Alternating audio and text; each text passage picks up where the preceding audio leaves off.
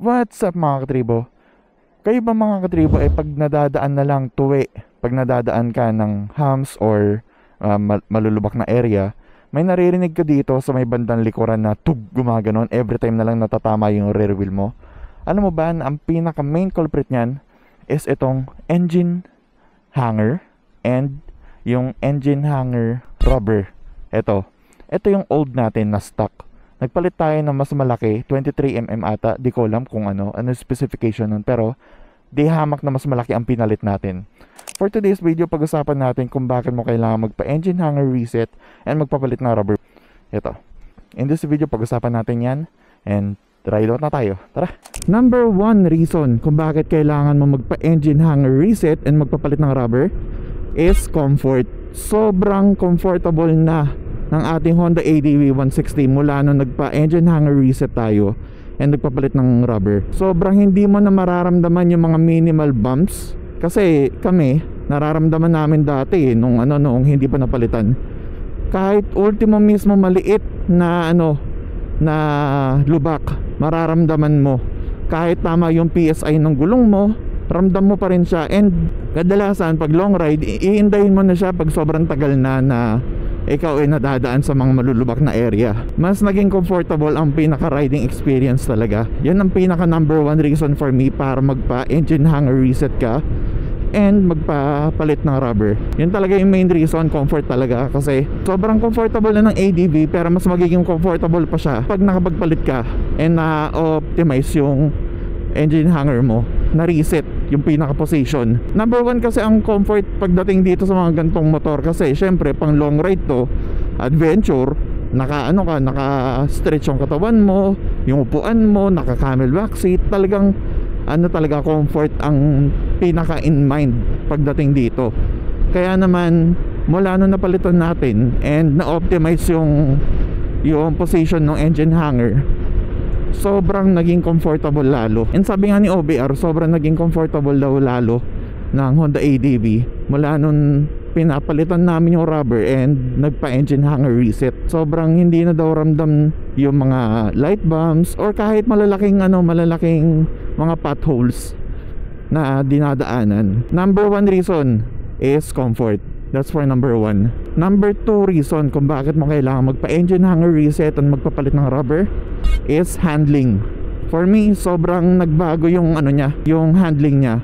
Kasi syempre naka-optimize na yung position ng engine hanger mo. Kung mapapansin ninyo, pag ginawa yung engine hanger nito ni ADV, una, naka-parallel lang yung makina. Pero pag tapos na, nakatingala na ng bahagya yung yung engine.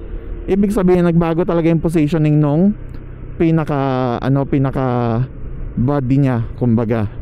Mas gumanda talaga yung handling niya for me lang kasi nung dati, nung hindi pa naka-reset yung engine hanger niya to, parang konting galaw lang ni OBR, nag-feedback na agad dito sa sa motor.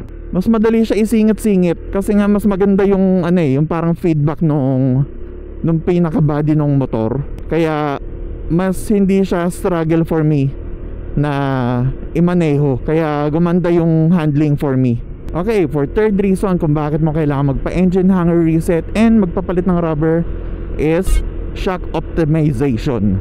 Sobrang mararamdaman mo na ang Showa shocks mo dahil sa pagpapalit mo ng engine rubber, na-reset na yung position ng engine hanger. Sobrang ramdam na yung Showa. Hindi na siya sobrang tagtag kasi syempre nadagdagan ng dampening yung pinaka-suspension mo kasi mas makapal na yung pinalit na rubber.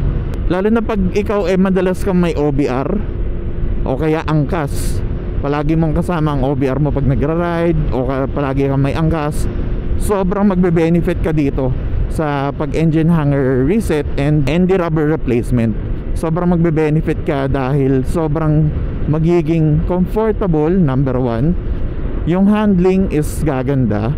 And the suspension, talagang ramdam mo na yung Showa shocks mo. Hindi mo na kailangan pa mag-upgrade. For me lang gaganda ang comfort, gaganda ang handling, gaganda ang shock suspension mo dahil mas optimized na yung galaw niya. Parang hindi na siya naka-off sa talagang position niya. Kaya mas gaganda yung pinakalaro ng suspension mo. ramdam mo na talaga ang Showa na binayaran mo yan. Syempre mas maganda kung makuha mo talaga yung pinaka performance niya. Gandang ganda ako kasi nung una sabi ko, ano to, kailangan natin magpalit ng Profender or mag Öhlins. Ito sa mga ganto, hindi na yung para kang nangangabayo. Medyo ano na, medyo flattened out na, kumbaga maganda yung laro niya. Hindi na yung para kang tinatalbog na dinidribble, hindi na.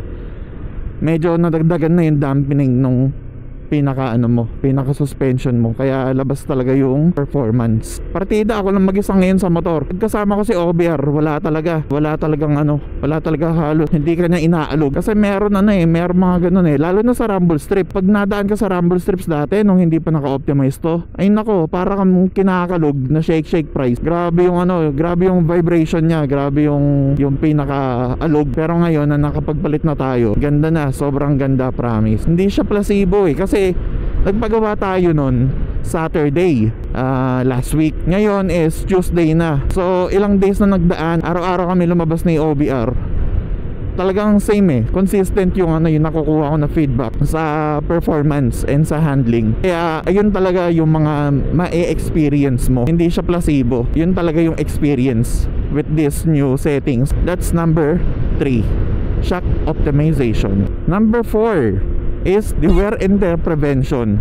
Kasi yung rubber mapipipit nga siya katagalan, di ba? So for me, may tendency yun na sobrang ma-flatten out siya ng pinaka chassis.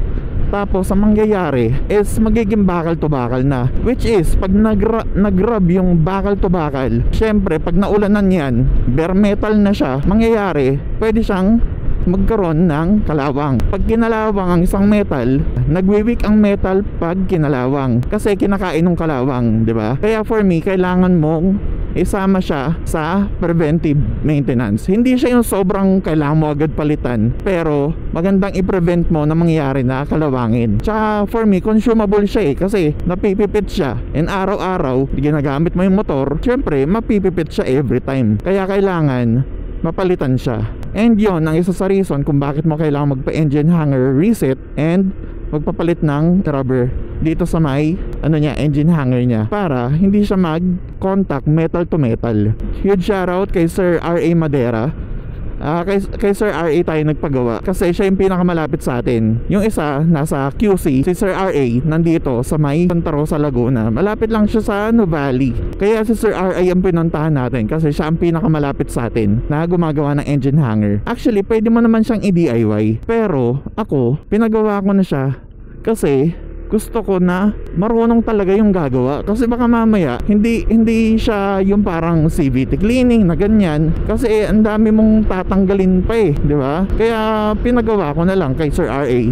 Shoutout kay Sir R.A. Madera, and siya yung gumawa nito. Ang dami niya nang ginawang engine hanger replacement ng ADV 160. Siguro gumagawa rin siya ng ADV 150. Message na lang siya sa Facebook. Si Sir RA, hindi siya nagpa-video. Nagtanong ako, sir, pwede ko bang videohan yung process ng pag-engine hanger reset and rubber bushing replacement? Hindi siya pumayag, which is I understand. Kaya kailangan nating irespeto yung desisyon niya na bawal. Kaya hindi rin ako nakapag-video. And itong video natin ngayon is yung impression na lang nung pagpapalit ng rubber, pati yung pag-optimize ng position ng engine hanger. Kaya naman ito, masasabi kong masaya ako na sa kanya ako nagpagawa, kasi talagang marunong siya. Habang kami nagkwekwentuhan doon sa kanyang bahay, kasi bahay na lang yung pinagagawaan namin, ang dami niyang tips na natutulong and kung paano maalagaan ang ating ADV na sinishare niya, na masaya kung hindi ako nagbablog nun, kasi genuine talaga yung interaction namin. And sobrang bait ni sir, sobrang knowledgeable niya pagdating sa paggawa ng engine hanger, kasi ang dami na nakapagpagawa sa kanya. Pansin ko hindi siya yung minamadali niya yung ginagawa niya, talagang mabilis siya gumalaw. Kasi alam niya na yung ginagawa niya. Meron siyang pinakita sa akin na isang buong bag na pinalitan niya ng engine hanger rubber na ano na pinakita niya sa akin. Ang dami na, sobra. Sabi niya hindi pa daw yun lahat kasi may mga nagtapo na rin daw siya kasi wala naman siyang gagawin doon eh.